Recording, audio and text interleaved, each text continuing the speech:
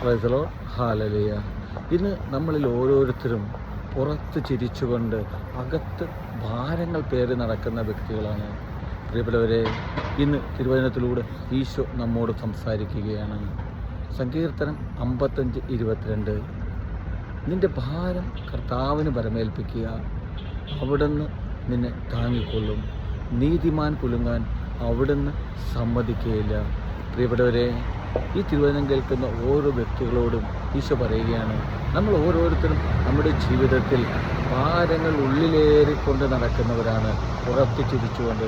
പ്രിയപ്പെട്ടവരെ, നിൻ്റെ ദുഃഖങ്ങൾ എന്ത് തന്നെ ആയിക്കോട്ടെ, നിൻ്റെ ഭാരങ്ങൾ എന്ത് തന്നെ ആയിക്കോട്ടെ, അതെല്ലാം ഈശോയിലേക്ക് സമർപ്പിക്കുവാൻ, ഭരമേൽപ്പിക്കുവാൻ ഇന്ന് ഈ തിരുവചനത്തിലൂടെ ഈശോ പറയുകയാണ്. ഈ തിരുവചനം കേൾക്കുന്ന ഓരോ വ്യക്തികളും, പ്രിയപ്പെട്ടവരെ, ഈ തിരുവചനം ഏറ്റെടുത്ത് നമ്മുടെ ഭാരങ്ങളെല്ലാം ഈശോയിലേക്ക് ഇറക്കി വയ്ക്കുവാൻ നമുക്ക് സാധിക്കട്ടെ. അവിടെ നിന്ന് പറയുന്നു, നീതിമാൻ കുലുങ്ങാൻ അവിടുന്ന് സമ്മതിക്കുകയില്ലെന്ന്.